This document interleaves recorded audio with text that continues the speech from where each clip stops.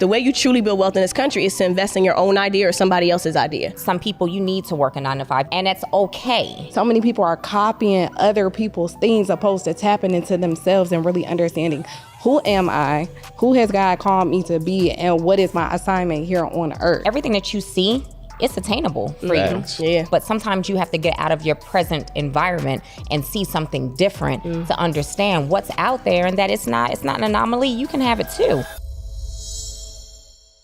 It has to work or it has to work. Welcome to Circle of Greatness. I'm your host, Nehemiah Davis, and y'all been asking for some boss ladies, some CEOs, so I had to make a call and bring on some of the most dynamic ladies that I know. And the dope thing about these ladies, every one of them has a different dynamic. They all bosses. They all are just running amazing businesses and managing families. So without further ado, man, welcome to the I want to say the lady, I want to say woman boss edition, but that might be trademark. Just welcome to some boss ladies, man. We here.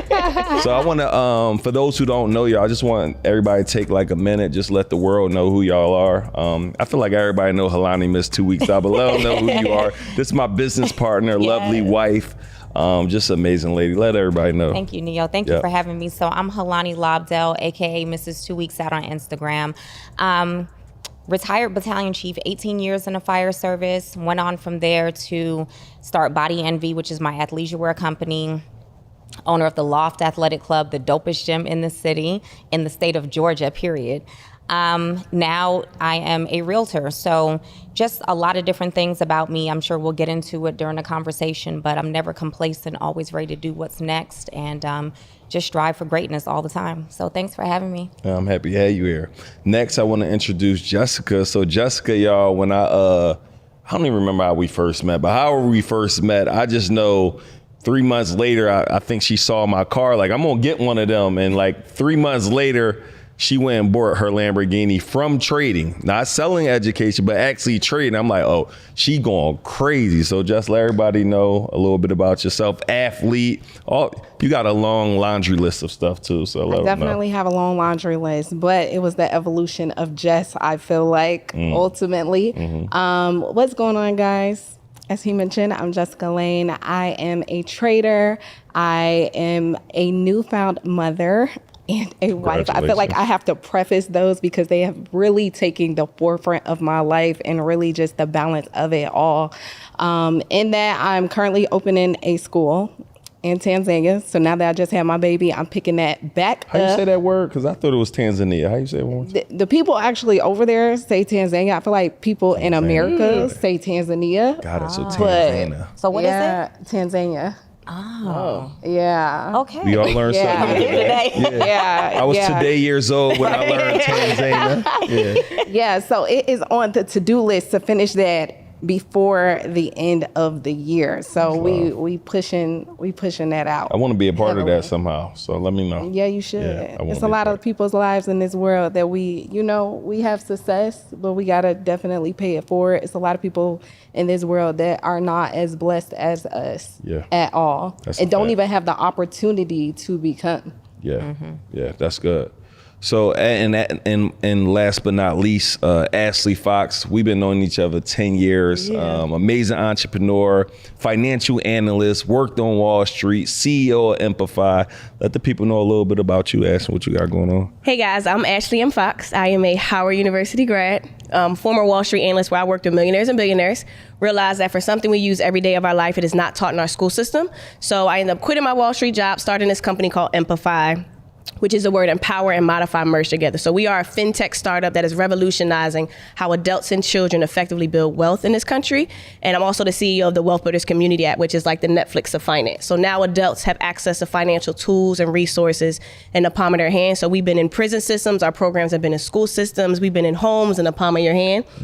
But for me, it's being able to take and translate Wall Street knowledge to target the 99% that Wall Street often overlook. That's good. Yeah, she working on getting me right. Yeah. I know, like I said, Forex, stocks. I got to ask y'all something. Y'all all got this in common because I want to know what keeps y'all consistent. Like every single one of y'all work out every day. Like, and I know there may be ladies watching like, that's trying to figure out how to work out every day, or what makes y'all stick with working out? Of course, you own a gym, so I don't know if it's different, but I know this won't have nothing to do with business, but I'm curious to know what keeps y'all consistent, because I can't find myself just lifting every day or doing push-ups. So what's each of y'all's secret to make y'all just keep working out every day?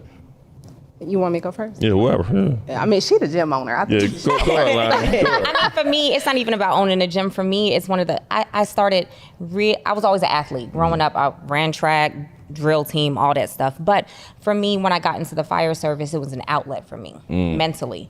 And so that's where I would get off, head to the gym and take my stress out there, because I couldn't bring home the things that I was seeing, because they don't understand that. Jason was like, I don't want to hear about all this death and the gore, and it was a lot, So we had each other, but then outside of that station or that battalion, so to speak, I didn't have anything at home to kind of just get that stress off of me. And so that's where the gym just really became something that I did. So now, although I'm no longer with the fire service, it's still something that I do on a regular basis, because it's my peace. Yeah. If you release those endorphins, you just feel good. I like lifting. I like slinging weights. I like feeling the burn. Like, it's just me now. Yeah. It's what they say is, it's on you. Wait, it's in you, it's not on you. Right. It's in you, not on you. Yeah, that's it. I figured out. What about you? Yeah, so I mean, to be honest, I do not work out every day. Okay, so I trained for, let me tell you. So I trained for the Olympics right after I graduated from Spelman, and I was working out literally 6 hours a day, every single day, 3 hours in the morning, 3 hours in the evening. I really definitely got burnt out, from doing it so intensely. So now I have to find fun stuff to do to kind of supplement that. So I kind of got into like pole dancing, but it's I don't do the pole. It's very artistic. Nobody even really knows that, so I don't even know why I just told y'all that. But I'm talking about just finding things that you love to do that are fun, fun fitness things. I like rock climbing now, and with pole, I don't do it janky with no clothes on and stuff like that, but it's really one of the hardest workouts you can do. It is. Right. For real. It's your entire, it's like doing pull-ups nonstop. Yeah. Facts. Yeah. When you think about it, when I think about going to the strip club and seeing people God. I gotta cut out that I even told these people that I did it. I'm gonna be like, what? Just on the pole? Yeah, that's pole fitness, y'all. Pole fitness. Yes, pole fitness. But you said something. I think for me, I don't get it. I have zero desire to lift weights or do any, but I love basketball. I love riding my four-wheeler. So similar to you, I'm looking for fun things that ball, we doing that 3 times out of the week, and it's my exercise. Riding my four-wheeler, I'm looking to do rock climbing. So I think people got to find, that might be the key. You got to find what you consistent. Find what you I play 3 days a week and I get excited about playing. But you tell me go run on a treadmill. Find what you love, because that's what was wrong with me. When I was training for the Olympics, the 3 hours in the morning was nonstop cardio. So we would have to run 3 miles a day on top of swimming. Were you a runner? In the evening was straight boxing. No. What sport did you play? Oh, boxing. Oh, okay. Yeah. Okay. Yeah. Gotcha. That's extensive. Yikes. Yeah, it was. What about you? So for me, I've always been an athlete. I love tennis. So I always had the shape of an athlete. And my body started to detach from certain foods. And so my body, I couldn't drink alcohol. Just my body started to reject certain foods. And I fought it for a very long time. And I went to a holistic nutritionist, and she told me that my body's rejecting anything that slows me down. And in that moment, I started to be disconnected to certain types of people. Say that bar again? That's a bar. What did I say? She said, I say so many, I don't even remember. From anything that slows me down. Yeah, so because I was they went through all the foods that were making me sick, and they're like, oh, these are all things that are slowing you down. So, but when I went to a doctor, no one scientifically could tell me what was wrong. And so I realized that something outside of me has called me to be the best version of myself. And so it made me realize, well, have you ever been the best Ashley physically? Have you been the best daughter? Have you been the best friend? What does it look like for me to be the best in every area of my life? Because I naturally had a body that was nice. People, I always got compliments, but I was an athlete. And so it was like, well, what does it look like if you are intentionally serving your body? And so I wanted to get a trainer. And so I'm also the type of person that I need a big audacious goal to hit to make me accomplish something. And once I do it, it's old and I gotta hit the next big thing. So first it was I wanted abs and I wanted to be able to do pull-ups. And so I would go on my trainer, I would see guys always doing pull-ups. And so when I go to the gym, I look at the ladies for their clothes and I look at the guys for motivation. So guys were doing pull-ups. So I tried to do a pull-up and I couldn't do it. And I'm like, now I'm gonna figure out how to do this pull-up.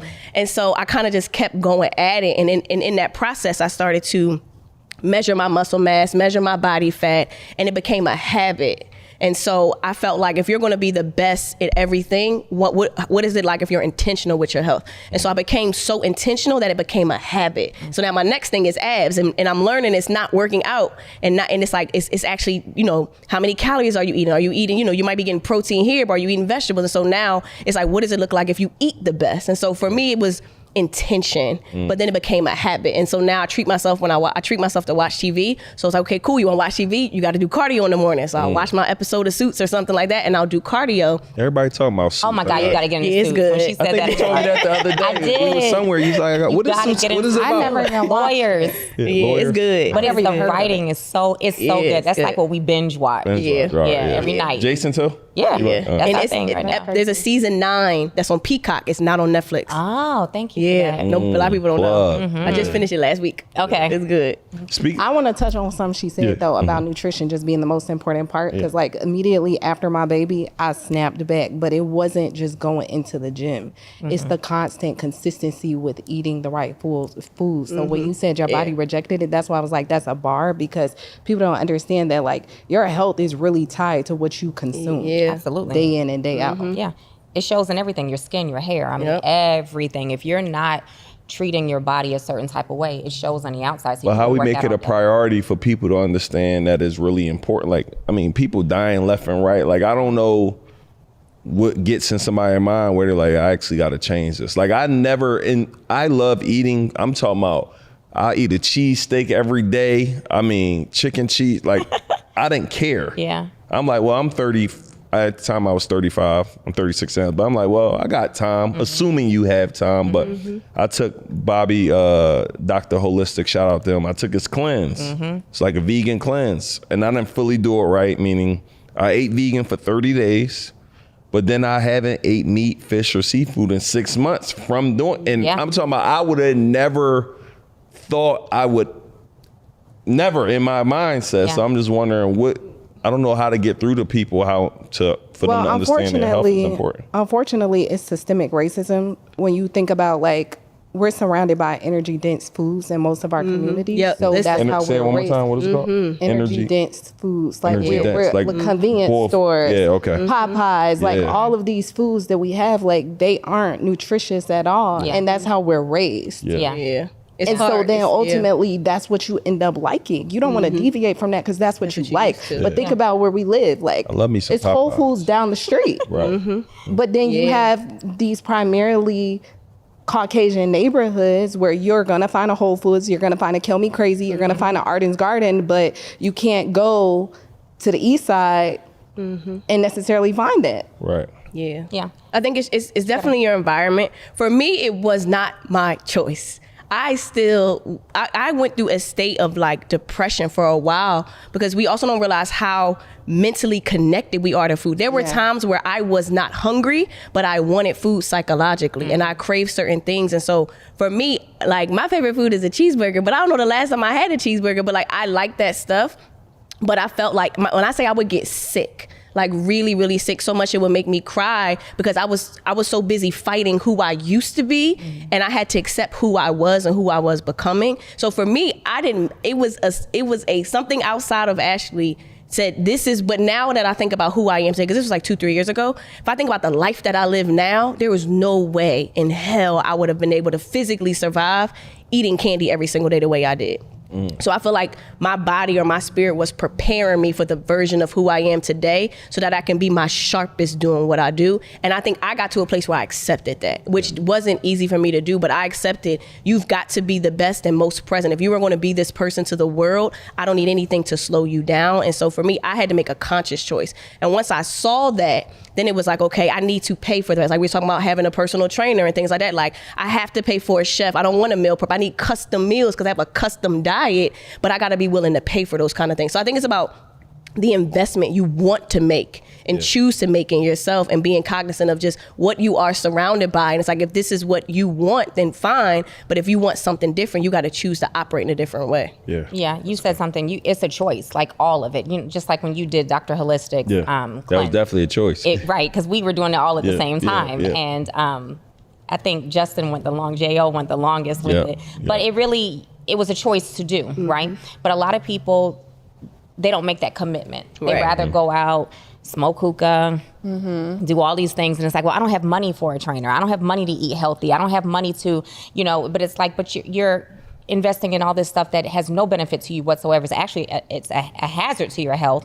And the things that actually can do something for you to make you better, to make you sharper, to get you to where you're trying to be goal-wise, you got every excuse in the book for it. So I think it starts with that person saying to themselves, I got to make a change. Because you can live on the east side and you can go to Publix and get some better options. Arden Gardens is sold at Publix, so you find the areas in your area that has the things that you need, but you have to make a conscious choice to be able to say, this is where I'm going. This is the direction I need to head in, and do it.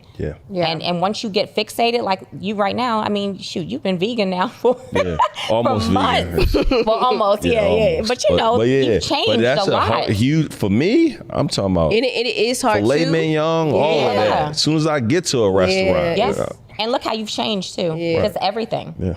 And then your family follows suit. You feel different. When I would eat certain foods, I remember I was living in Paris for a summer, and I couldn't eat pasta in America. But when I ate pasta in Paris, I didn't get sick. It's like the foods are just different, but you feel a different way when you eat certain types of foods. And I think I've been able to see like what makes me feel heavier, what makes me feel sadder, and I was also drawn to foods based off of the emotions that I was going through too. So there's so many different things. I think it's just being in touch with who you are and what works for you. Because it's one thing that's actually hard too, which is even challenging. It's like when I go to the airport, there's nothing I can eat in the airport. I can only get water and maybe like skinny popcorn. And you gotta go to the Delta Lounge. Yeah, no, I do. No, I'm saying, but I'm just saying, like sometimes when I just want to go and grab something. Sometimes it's sad knowing like all this stuff in the store and that everybody can eat and I can't eat it. Like, and it's more emotional too than just physical. Yeah, we just did a whole health segment. We did. Sponsored by the Loft. Hey. You know what I mean? Body Envy. Get y'all gear. Exactly. So for you, Lonnie, I want to talk to the husband or wife out here who Jason been an entrepreneur a long time. You were working for, I want to say 18 years, and you never thought about becoming an entrepreneur. And then what was the thing? Because I know what made the change for you, and how do you support your significant other when you are not in it? Because a lot of times I hear from people like, well, I hear they don't support me, or was it you weren't in it, but you were still supporting it? Yeah, absolutely. So talk through those things, I guess. Yeah, so I wasn't in it because I didn't like the ebbs and flows of entrepreneurship. I like stability. Even to this day, I like stability. Hook me up with stable. That's it. Let me know what my check is every 2 weeks. Like, let me know, salary me. I'm good with that. And in our dynamic, that worked for us because when he was going through those ebbs and flows, I was the one that had the consistency to be able to say, don't worry about it. I'll take care of the bills. You figure this piece out. I got it, So I always supported him. And even when I didn't understand, or I was sick of him flip-flopping, like, I'm gonna start this now. I'm like, you just started a business. I'm about to do this one. I would keep my thoughts to myself, and I'm like, let me see what he's gonna do. And he always would carry us through, always, and he always made a place for me too. And we've talked about that on other podcasts where I didn't realize what he was doing, but he was kind of grooming me for entrepreneurship. And my mom was an entrepreneur. She had a daycare facility for years. I worked in her daycare facility as a kid, but my dad was in public safety. So I had both ends of the spectrum in my own household, and that didn't resonate with me until now. I'm 41 now. Now I'm like, dang, I had both ends in my household. But Jason always made a space for me. So in the gym, he started the gym, and it was like, okay, I need you to come in and teach your class. Okay. X28, I need you to do lower body blast. Anything that he did, it was, I need you to do this over here. And so it just kind of, I guess, subconsciously started moving me towards that direction. So even when I started Body Envy, I still worked. I was one of those that's like, I'm an entrepreneur, but I also work a 9 to 5, so to speak. There's nothing wrong with It's nothing wrong with it. You do it. And I secured my pension. I did it for a reason. I was smart with it. I secured my pension. And the only reason why I left that 9 to 5 was because I looked up and my kids were older. And I'm like, dang, my daughter's in high school. And this job right here takes precedent over everything I got going on at home because lives are at stake. So I had to make a decision like, okay, got to walk away from this now. Everything has an expiration date, right? So I'm like, this will be mine. But it allowed me to go totally into entrepreneurship. So I'll say this is that entrepreneurship is not for everybody. It's not. That's a fact. It's not. Some people, you need to work a 9 to 5. You need to have somebody to tell you what to do, how to do it, when to do it, why, all of that. And that's okay, you know, but if you're in a situation, in a relationship where one is an entrepreneur and one isn't, be supportive of each other. And being supportive doesn't mean that you have to completely understand or agree, or it just means that you have to be there and do your part. Marriage, a relationship is a partnership in every way. And so I just played my position. My position was to be there and be his support. When things were not going good for him, well, shoot, I got us. And I'm going to bring up the rear. If that meant I had to work a part-time job, shoot, we did that too. I'm going to get off from working 24-hour shifts and I'm going to go work 12 hours on an ambulance service. You know, been there, done that. But at the same time, that's why we so locked in too. That's why we 21 years married, you know, because he knows I'm always going to be there. And same for me. I know he's always going to make a way for me. We're always going to lock in. So, you know, to sum it up, I'll just say that for those people that have that dynamic, because there's a lot of people like that. We meet them all the time. And it's like, well, my husband or my wife doesn't support me. You better start supporting. Yeah, because I hear that a lot. I'm talking about like, yo, they be talking down on what I got going on. I'm like, that's crazy. I've never heard my wife tell me I can't do something or don't do it or just discourage it. Imagine if you did. I would be hurt. Exactly. I don't know it would be over for me. How could you perform optimally if the person you lay your head next to every night is like, what you doing? You can't do it. Why are you doing this? That's crazy. You'll never be anything. That's crazy. How? I can't even, as you saying, I'm rejecting it because I can't even. But people going through that every night. But then they wonder why their relationship's in the state that it's in. It's for better or for worse, right? They didn't say that we had to agree on everything and I had to be 100% in harmony with everything. If you're not out here cheating and putting hands on me or whatever, go start them businesses. Go do it. And if it doesn't work, that's fine. We'll start another one. Or we'll figure out a way, you know, but the support has to be, that's a non-negotiable. The support has to be there. I agree. I've had the privilege to help hundreds and hundreds of people all around the world open up their own profitable event spaces utilizing my signature formula. Number 1, how to find a space. Number 2, how to fund the space and how to automate the space. I've been in Atlanta, Georgia now living for 2 years. My spaces are still in Philadelphia operating, doing extremely well because we use the same exact formula that I break down, right? If you're interested in learning how we can help you, I want you to go to eventsspacesecrets.com, watch a training or book a call with our team to see if you are a good fit. Again, this is for you specifically if you're looking for other ways to leverage your money and turn that into other streams of income, right? I don't believe there's a better time than right now for you to get tapped into the information in the game that can help you. So again, go to eventsspacesecrets.com, watch the training or book a call with our team to see if you're a good fit for this opportunity. Let's go. So you newly found mother, we always talk about you like, yo, being a mother, running a business. I first want you to preference, because I know you'll talk about it later, just trading, Forex and all of that. You took off 2 years or a year and a half? A year. Because the power of that skill, I just kind of want people to understand, like, most people don't have a choice to do that. It ain't no taking off. So how good did that feel that you learned the skill where you had the ability to be like, yo, I'm taking this off? Yeah, honestly, I think it's just a matter of alignment. And when I always talk about, I've said this before, where it's like my dad told me a long time ago, don't ever be stuck where you're depending on a guy. Now, I know that might sound super bad because I am in a relationship that is I love my partner so much. But he said, don't ever need a man. I think it was like a situation where he was dealing, I don't know, he had somebody he was talking to and the guy put his hands on it. Look, what you just basically said. If you ain't putting your hands on me, this and that, like we can work it through. Yeah. But he was putting her hands on her, and she stayed because she had no security in any other place. So he always like taught me the importance of providing for myself. You try to fight too, though. So I wanted to learn. She was boxing. I just wanted to learn, how can I make the most money possible without any governing bodies to tell me what I'm worth? So I can be black, I could be young, I could be a woman, and I can make as much money as I want to without anybody telling me anything. And I don't have a headache doing so. You know what I'm saying? So when I say alignment, like me just constantly reaching for that goal put me in a position where, like, don't get it wrong, trading is hard.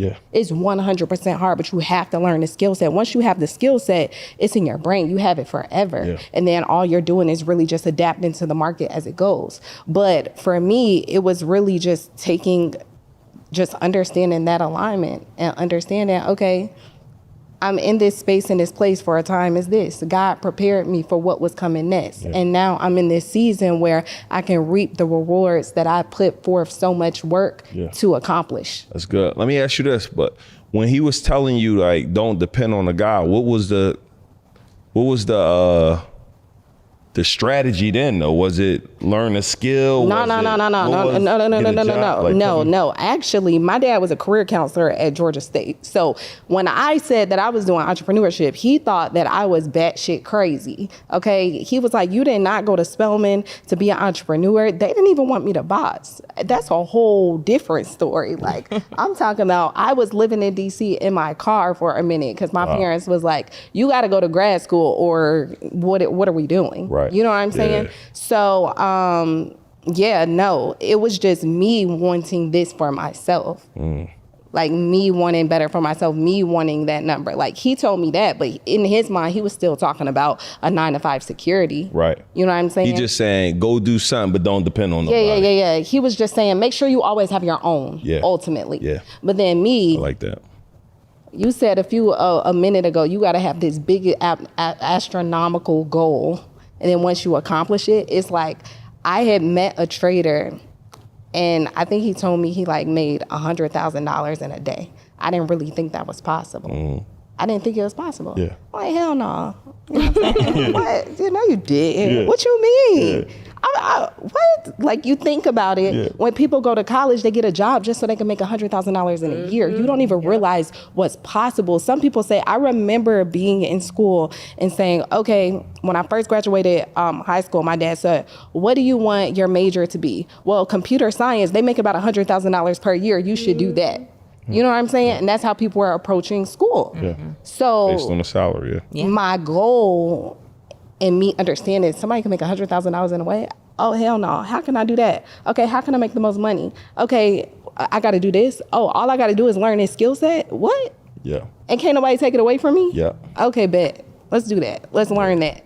It's so crazy you said. I be telling people, like, your focus needs to be a skill set right now. I'm like, that's all you, I don't care if it's Forex, I don't care if it's stocks, I don't care if it's sales. Like, you get good at one thing, it can pay you handsomely. So I'm always just like preaching, just learn the skill set. And being consistent, because don't get me wrong, and not quitting, because I will say, like, I lost so much money before I ever made money. Trading is hard as hell. So anybody who wants to be a trader, I'm not trying to deter you. I 100% think you should tap into it, but it is a hard skill set to learn. And once you learn it, you have to master it. And then you have to learn compounding. And then you have to go through the psychology of trading, which is a whole different thing, because if you don't come from money, then you're scared of losing money. So then it's this whole thing of like overcoming yourself that you now have to lock into.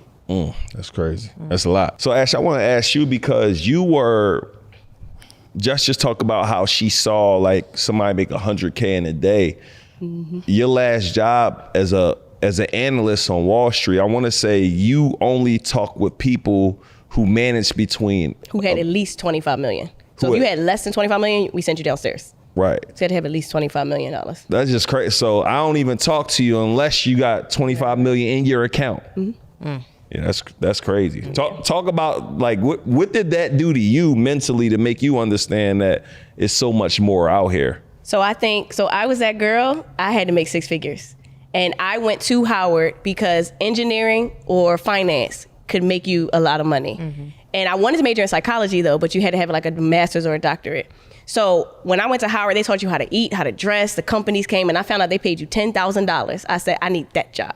So as an intern, say that part again. $10,000 as an intern for 10 weeks. Yeah. So I'm about 18, 19 years old, going to Fifth Avenue, buying Gucci bags because I was making money and I didn't know what to do with my money. But when I got there, so I only wanted it for the prestige. Like that was it. I had to be the best. And how am I going to be this black phenomenal woman on Wall Street? So I had 4 internships. Three of them were at Wall Street Bank. So I had the money. Back then, like women were wearing Tory Burch dresses. I'm like, everything I saw, I wanted to feel that feeling. Yeah. And so I did it. But when I was on Wall Street, our clients were like, first off, I learned all the things on the internet are wrong. Forbes is an option, not a requirement. And all the data you see about people is not correct because I could see what I saw on the internet and I can Google go in our system and see how much money they had in their bank account. And I'm talking about athletes, owners of basketball teams, owners of like people Like I saw how much they donated to presidents. Like I'm like, why isn't this on the internet? But it's a choice to have the internet to know how much money you have and what you do with it. But it just got to a point where 8 months in, I didn't want my job anymore. And not that I didn't want it, it just was, I did everything I could to be there, but I did not do everything to stay there. And I couldn't understand, why don't you want to stay late? Why don't you want to be the best? And I started to think something was wrong with me because I wasn't the best employee either, but I was good because of where I worked. On paper, I looked good. I had the money, I had the clothes. Went back home to Philly. I'm making 6 figures, but it's like my one salary, what I got in a year, was what they would pay as a fee in one of their hundreds of mutual funds. And it's like, we don't see anything wrong with that. Like, why? But I'm rich over here. But when you're in a bank accounts of billionaires and it's like you're helping them finance their 5th home or watch them spend the summers in south of France, but then you see their kids making thousands of dollars off of dividends, and these are like trust fund. I would sit in some of these meetings because it was my job to support the team. So I would have the conversation with the trust and estate attorney, with the banker, with the investor to understand the full holistic picture of what a multimillionaire, billionaire was, how they were living, how they could because when you get to that certain threshold, you can't walk to a branch. Their products don't service you anymore. And you get to a space where your job is to protect, grow, and preserve your wealth. That's it, and avoid taxes. Protect, preserve, so preserve, grow, and avoid taxes. That's it. That's what your job is, because you get that much money, you don't want to give it away to the government. You want to make sure your kids can sustain it, and you also want to make more. That's the standard. So for me, it was like, and so I'm a firm believer that success leaves clues, right? Like follow the blueprint. So if they bought, so I remember the first time. One of the biggest things I noticed is that they all would have multiple accounts and they all had them titled. And so I'm like, okay, but they're all titled like, this is the school account, this is this, and this is whether check-ins or savings or anything. So I went downstairs to the bank and I opened 3 savings accounts and I titled them differently. I saw they invested $100 million, I took $100. They went to the south of France for the summer, rented a yacht, I went to the south of France. My yacht wasn't as big, but I rented it. Like for me, it was like, I saw that version of me because I could touch it. And so not a lot of people were able to see what I saw, but it's like, let me start reading the books these people. That's when I started reading. Like, let me start reading the books they're reading, travel where they're traveling. Let me go to all, and I started to put myself in that space because I knew I could be like that. And so part of it does hurt your self-esteem because at this point I'm the only black girl on my floor. But I'm also the type of person, if I walk into a room and you say something I don't know, I'm Googling it. So they were going to like Switzerland for the weekend. And I'm like, well, where the hell is Switzerland at? So I would Google all these places like, oh, they go, I'm gonna go. And I started to travel around the world because I saw rich people doing it. So for me, it opened my mind to what was possible. And I realized that, and I always tell people this, the way you truly build wealth in this country is to invest in your own idea or somebody else's idea. And I was on track. I had a great career, great on my resume, but I was not on track to be a client.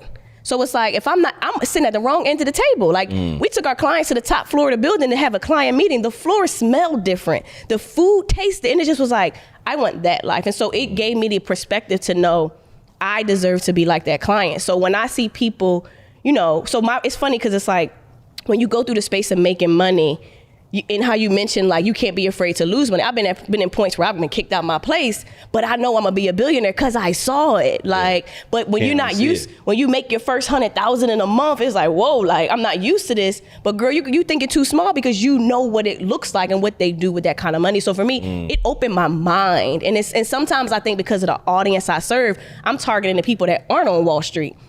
And it's like, sometimes it's like, take me back to Wall Street just so I could taste it again. Like, let me go remind myself like what it's like to feel like that. Let me take those trips. And so I think sometimes I get so caught up in my business that I forget, like, sometimes you got to be around an environment that doesn't look like you, an environment that stretches you where you're now the smallest person in the room.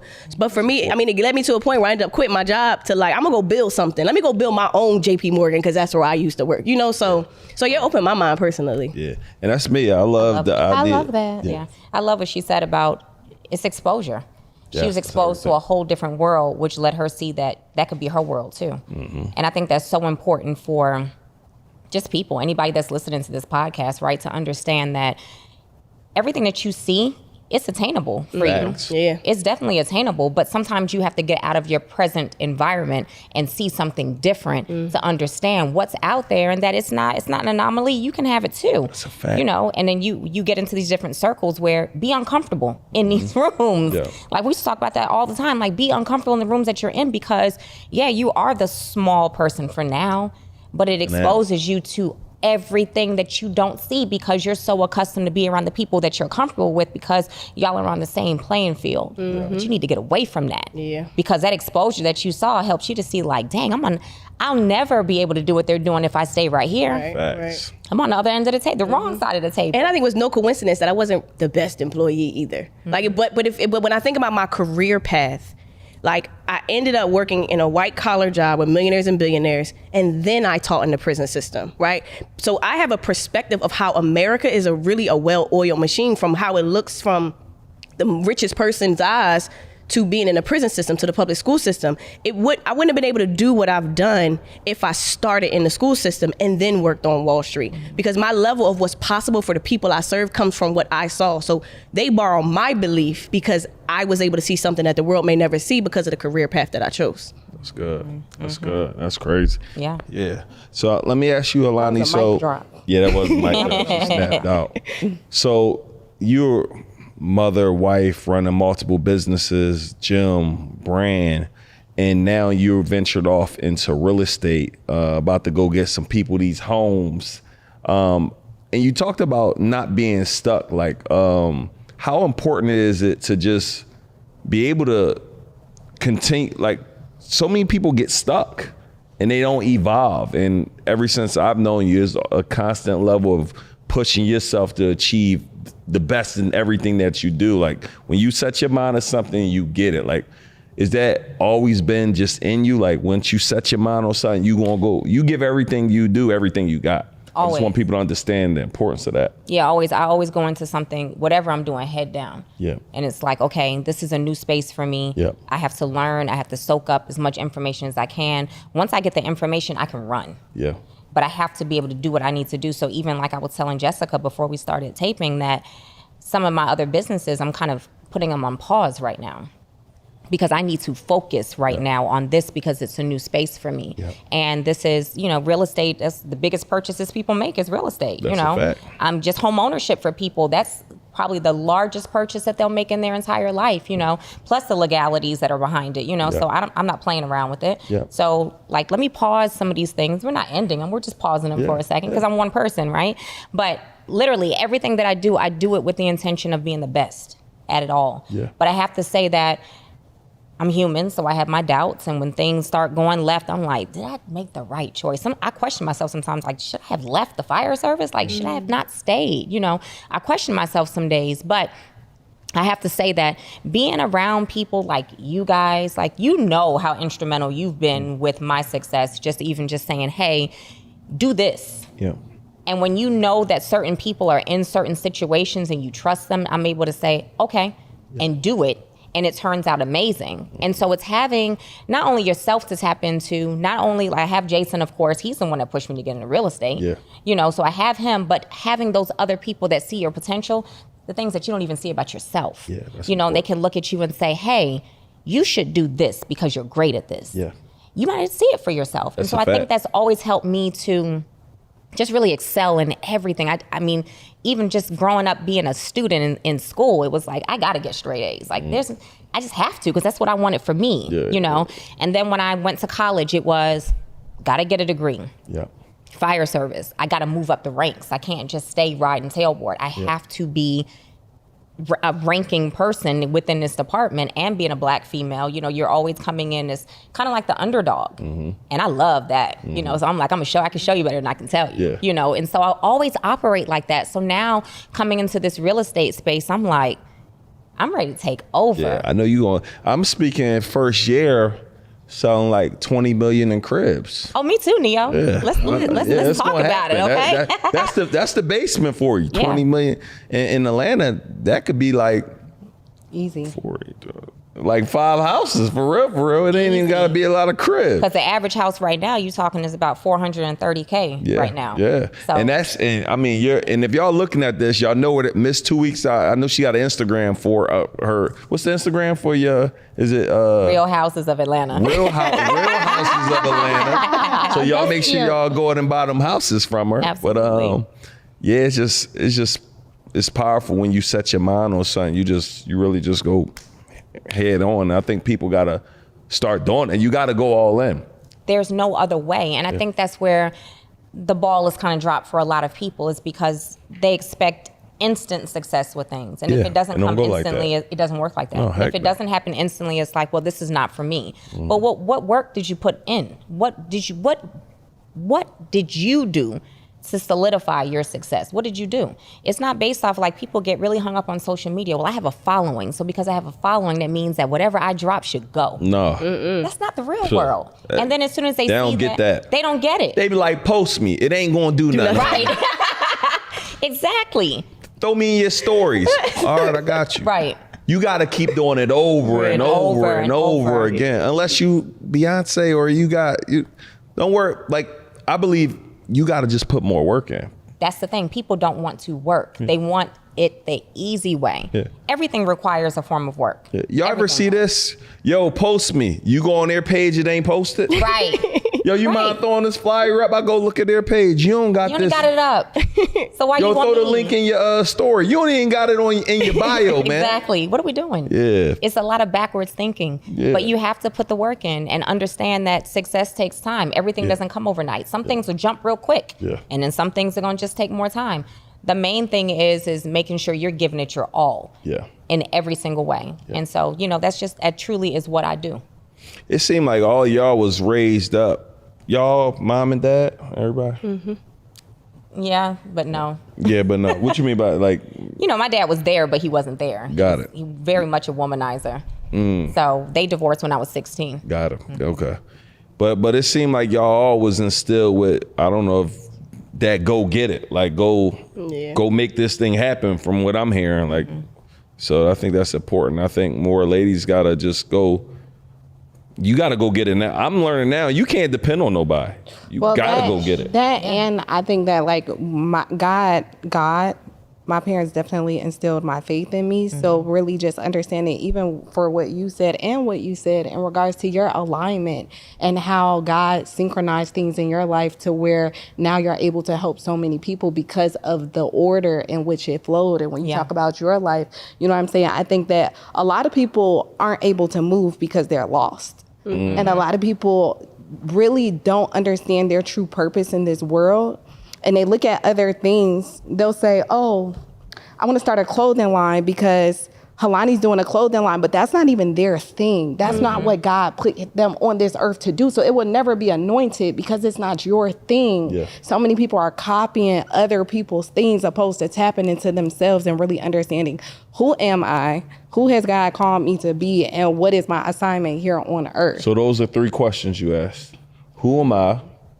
I don't remember. That was good. What has God called me to be? What God called me to be? What has God called me to be? And you said, what is my assignment here on this earth? Yeah. Oh, yeah. I feel like you could start figuring some things out asking yourself them 3 questions. You can. Really just what is your purpose? And when people tap into their purpose, then so many things, like when you do the self work, Yeah. You know what I'm saying? Even when we talk about the working out, like some more the stuff work, eating though. healthy, working out, eating healthy, reading books, like being in your word, praying, Yeah. you know what I'm saying? And just sitting still and like God will expose stuff to you. Get rid of the You know what I'm saying? distractions. Get rid of the distractions. So many people are just like, do you understand? Even when we talked about growing my following back and stuff like that, like I have this thing where I post and I get off because sometimes I'm going to be exposed to stuff that I didn't give permission to go into my aura for that day. Yeah. You know what I'm saying? Like I don't want certain things in my space because in order for me to be on the up and up, I need to always be thinking higher Yeah. and being put towards higher and being around higher. So I want to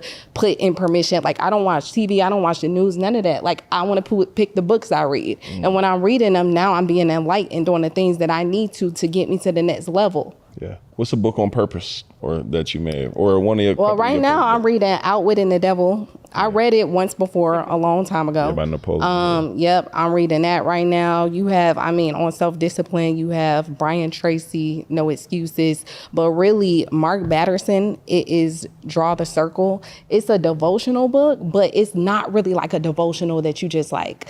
It's not like one of them devotionals that your grandma give you at Christmas. Yeah. It's like a devotional that is like a 40-day prayer challenge, but it's like, it really makes you think of everything, even just associations and understanding like who you are. Yeah, that's good.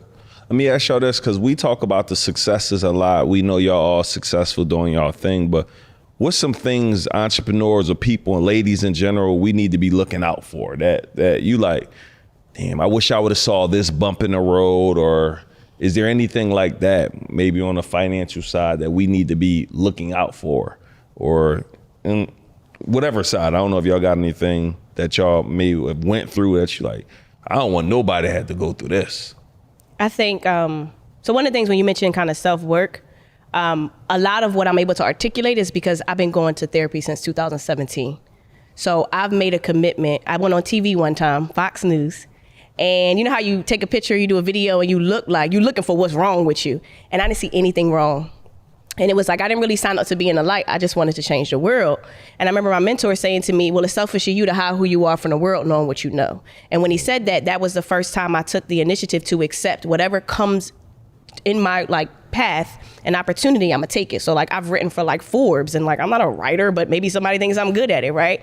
And I think because of that therapy and getting clear on why I'm scared, what happened in my childhood, what doubts and fears pop up, nobody ever talks about the doubts, worries, and fears that come with making money. Because when I grew up in a 2-parent household, and we were okay, but I was making more money than both my parents when I was in my early 20s. Mm-hmm. But we never struggled, but I've been kicked out of places before building a business. And so I technically suffer PTSD because I'm afraid of not having, because I know what it feels like to not have.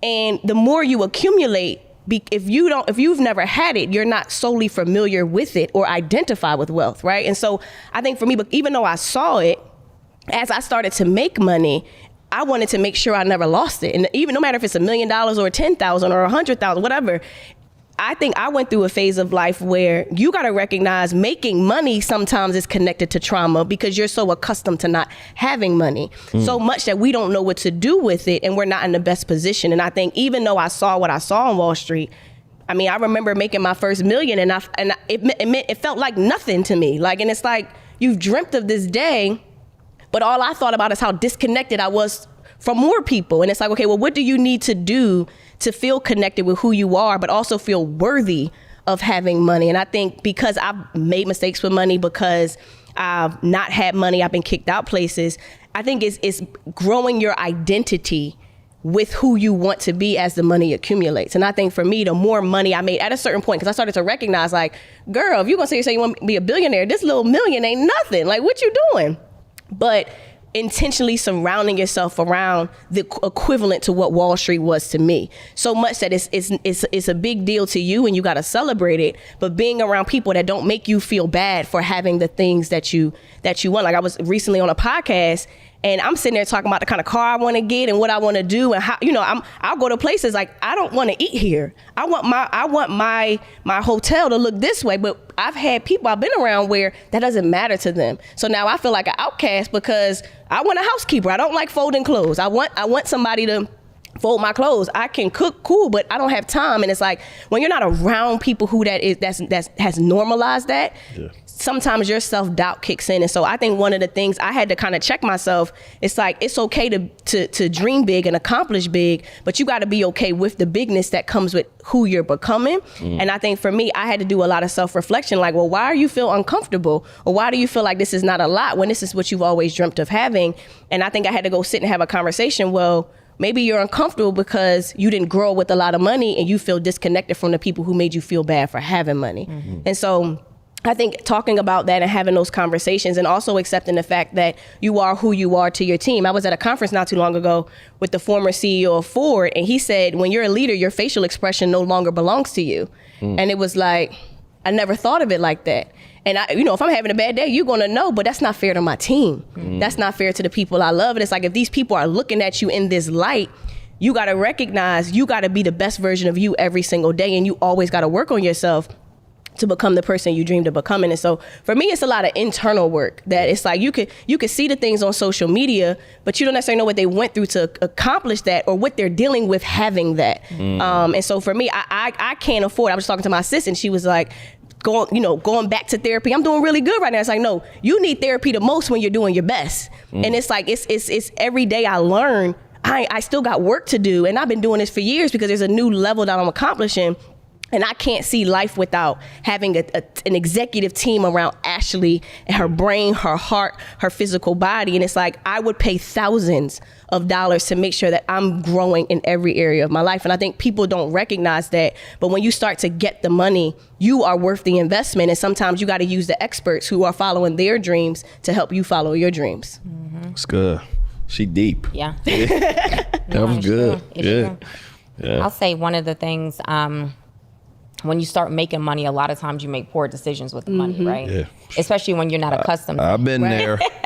Yeah, when you're not accustomed to having it, and like the household I grew up in, we were fine. My parents did very well financially, so we didn't grow up poor. I didn't want for anything, it was not that type of situation.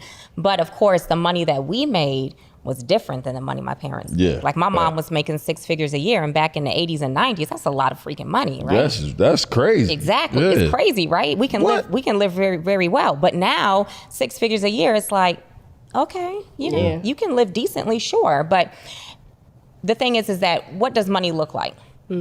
We have this stigma, especially in our community, where we feel like if you're not driving a certain type of vehicle, if you're not wearing a certain type of brand, then that means that you haven't made it. And I think that's a pitfall that we fall into, where we don't take those resources and put them in places that can generate more money for us. Right. Facts. And so that's one of the things, one of the biggest mistakes I made is that when I was making like crazy amounts of money, I was shopping, right? Just shopping. And I'm like, it's not taking anything away. Everything's still paid. We're still saving. We can still travel. We're still investing. We're still doing these things. But I'm just buying all this stuff. And I was the complete opposite. I was so afraid to not have any more money that I was like a hoarder. I got to a point where it's like, you could save, but you won't go shopping, or you could spend all the money, and like both people have something they got to work on. And it was like, I had to literally, I remember I went to Phipps one time. We had like just made the most money we ever made in like a month. And I'm like, go ahead, Ashley, go shopping. And it was I feel like probably $13,000. And it was so easy for me to spend, but it was like, I was so afraid to spend the money because I was so afraid to lose it because I was never used to having it. Yeah. It's so funny. I literally the complete. I won't even spend. Like I had to like challenge myself to go buy some shoes. Ashley, right. Yeah, but that our community is like really, really heavy on, because people who haven't made it, so to speak, who have no business walking around with a $2,000 handbag, walking around with a $2,000, because in their mind that puts the optic out there that they've got something. And we need to move away from that and really start taking our resources and putting it into places that can generate more money.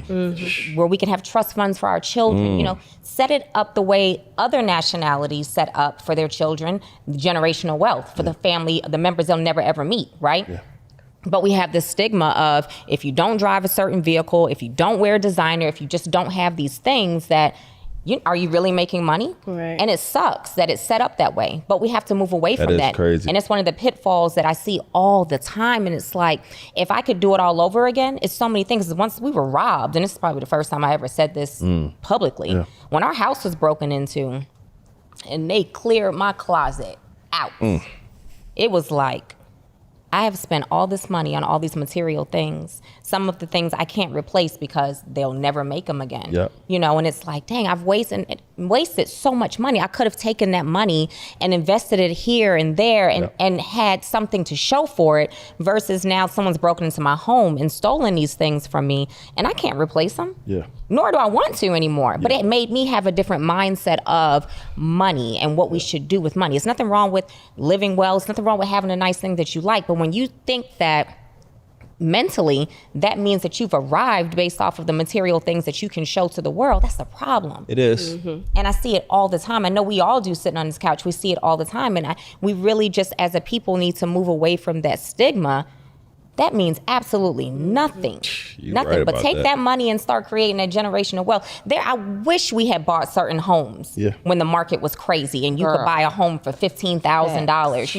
I was talking about the other day. Me and my man used to go to the auction. Cribs was like a grand. Yeah. 5,000.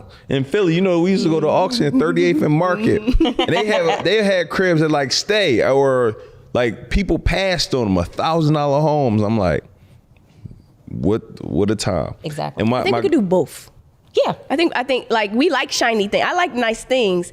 It's just, I always tell people, you can't buy it twice, you can't afford it. But one thing that I do is like, okay, you could go spend a couple $1,000s here. Make sure you put a couple $1,000s here. You invest it's it back. It's when it defines you. That's the issue. Right. There's nothing wrong with having nice things, having a nice home, driving a nice car.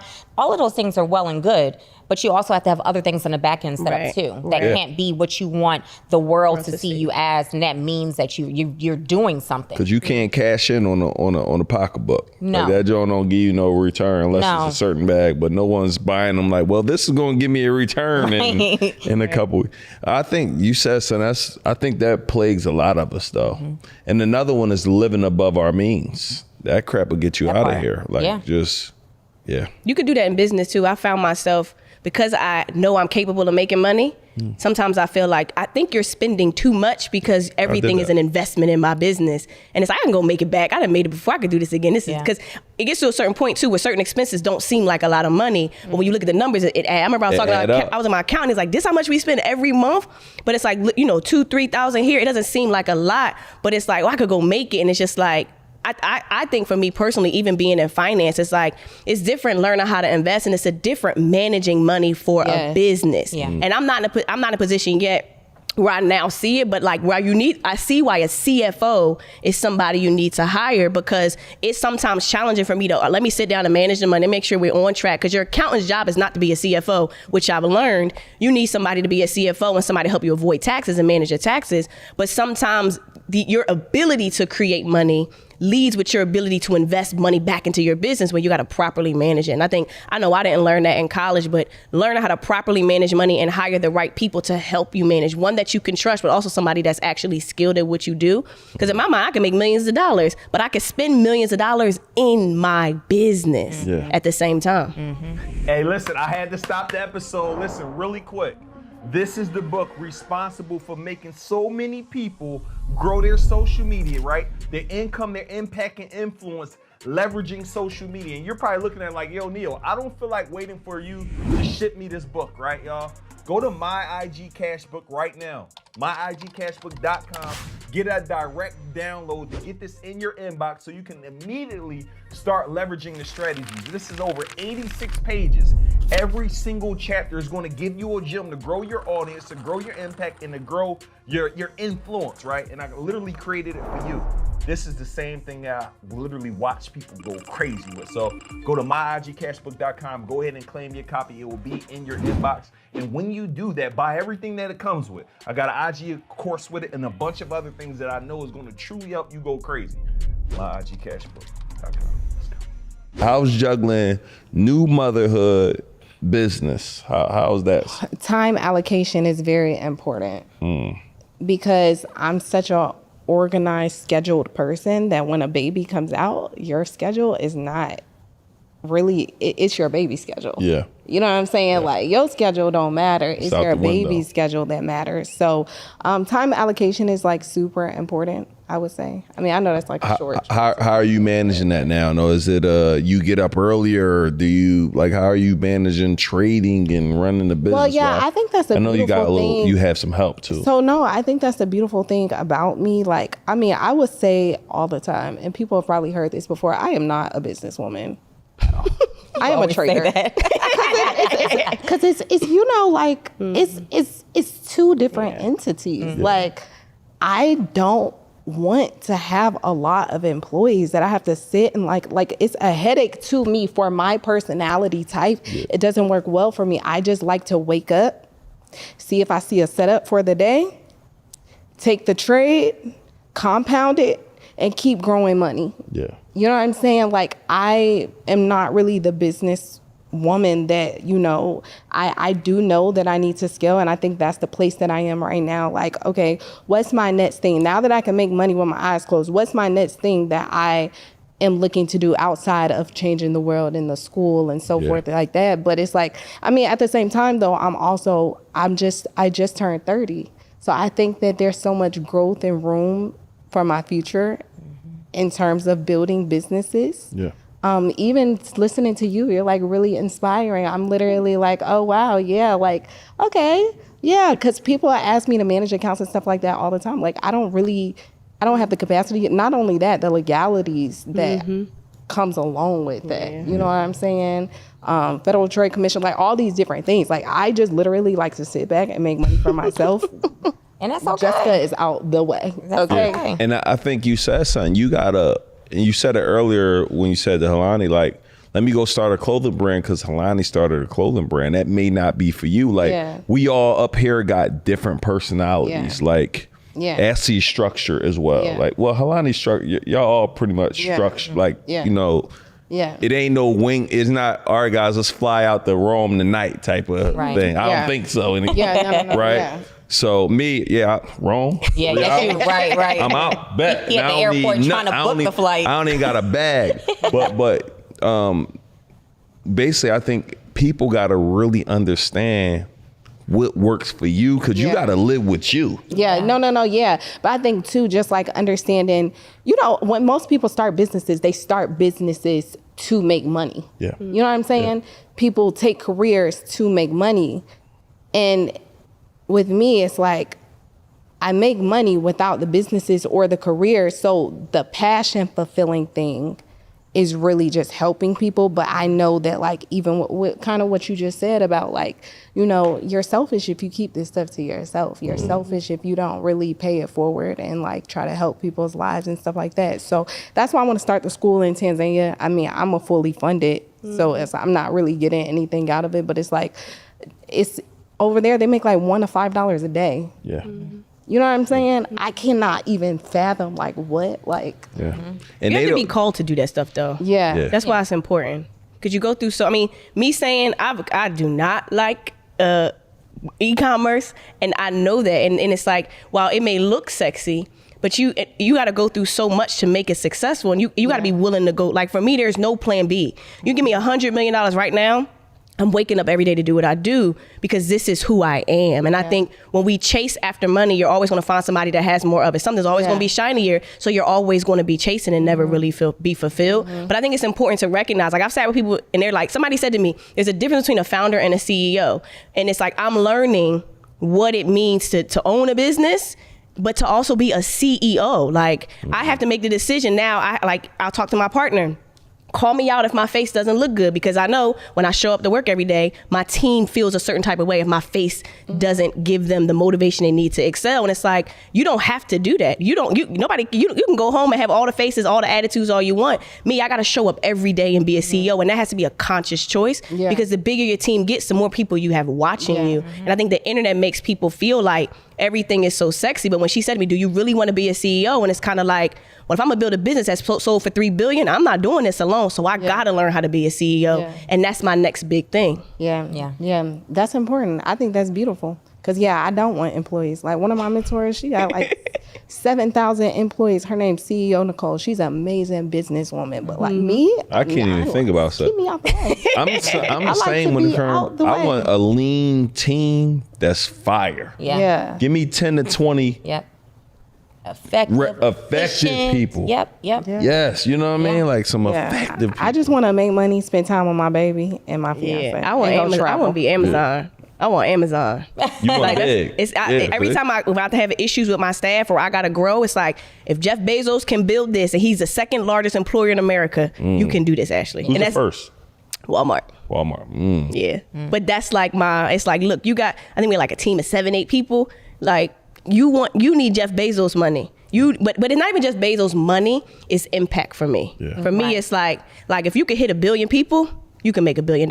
But my desire to hit 1 billion is because if I know people now that are going to sell their business for over $1 billion. I think by the time I'm in a position to even build a business of that magnitude, it'll be something small, right? Like it's you got $1 trillion businesses out here, you could give me 1 billion. But in my mind, it's like, okay, I want 3, because even if I own 33% of my business, I would cash out as $1 billion, and that's never been done before. So for me, it's like the money's gonna come. You're going to do it because you know them numbers. Yeah. She definitely going to hit that. But to me, it's like, I want you to see a black woman do that.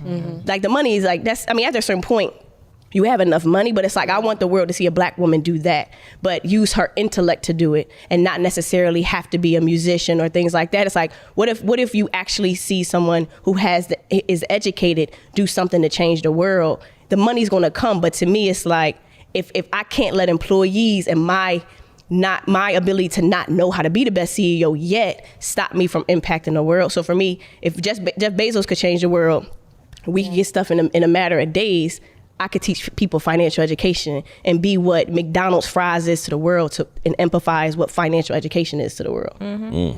Talk that talk. Yeah. Well, ladies, y'all, this was fire. I'm just let y'all all close it out with one piece of advice, a word of wisdom, and let people know how they could tap in with y'all. I want the gym. Give me the gym plug. Okay. Give me the gym plug. What's the gym? Give me. I'm listening to the gym plug. The gym plug. Yeah, I want her. Go ahead, do your plug. I want the details on the gym. Come on. Oh, I'm gonna get the gym plug. I think one of the biggest takeaways from this conversation is that I love how every single one of us does life how we want to do it. Yes, I enjoyed that. And I think that's really, really important, to live life the way you enjoy living life, the way you want to do it. Like you said, you're not a businesswoman. That's fine. You are, right? Yeah. But you're learning how to be a great CEO right now, and so you take your life in stride in the way that it works for you and yours. I'm not motivated by money. Money is great to have, but I'm not motivated by it. Motivating for me is being able to I'm a service-based person, always have been. So providing a service that makes an impact is what's important to me. And so operate in what's important to you. The money follows. Yeah. Right. So you can find me on Instagram. I'm Mrs. 2 Weeks Out. Body Envy is the brand. The Body, N is in Nancy, V is in Victor. Check out _ Real Houses of Atlanta. Check out the Loft Atlanta here. Listen, the list goes on and on, but check me out. So many different things that I have that could be of service to you and your household. I have a ebook that this one right here pushed me to write about transitioning from 9 to 5 to becoming your own boss. It sets out exactly the plan on how to do it, because that's a whole nother conversation. Leaving a 9 to 5 to start a full-time entrepreneurship journey. It's different, and if you don't set yourself up properly, then you're setting yourself up for failure. So, and then last but not least, understand that you're in the position that you're in because you're comfortable with where you are. And so if you want to change what you have currently going on, you have to be okay with understanding that you're not where you want to be. So understanding starts here first with you. That's good. That was deep. If I had to that was real deep. If I had to give any advice, it would literally be, really what I said, follow God, man.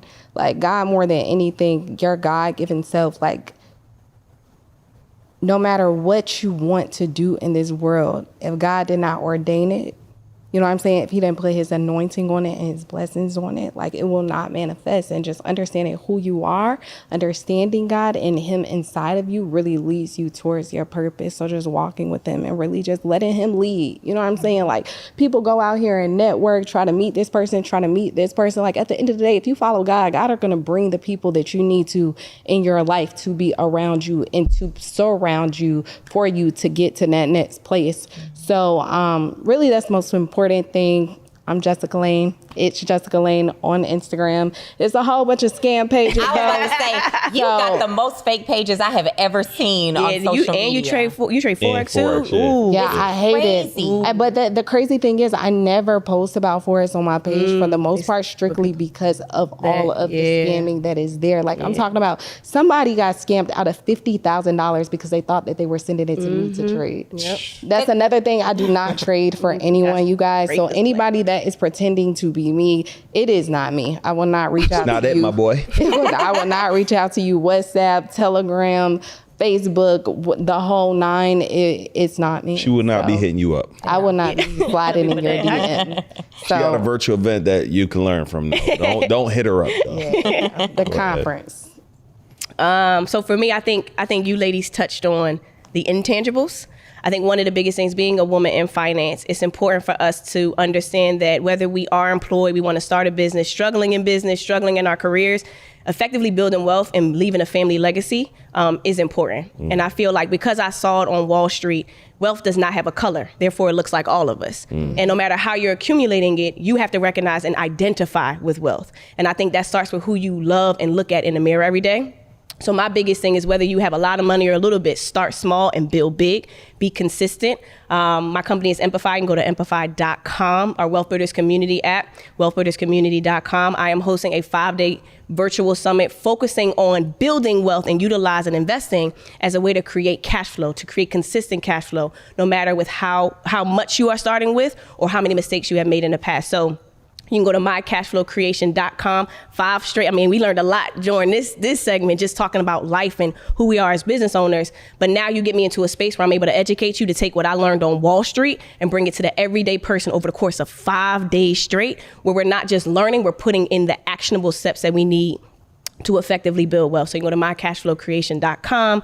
It's going down. I'm here. I'm excited. I'm not going anywhere. And I think you have these phenomenal people with us to show you that it's a lot more than what you see on Instagram, and it's a lot more into who you are and digging deep into you to become the best version of you every single day. Let's get it. I can't say nothing after that. So listen, y'all, make sure you follow all of these amazing ladies. We'll have everything that they got going on in the description below. And again, we just getting started. Tune into the next show. See you soon.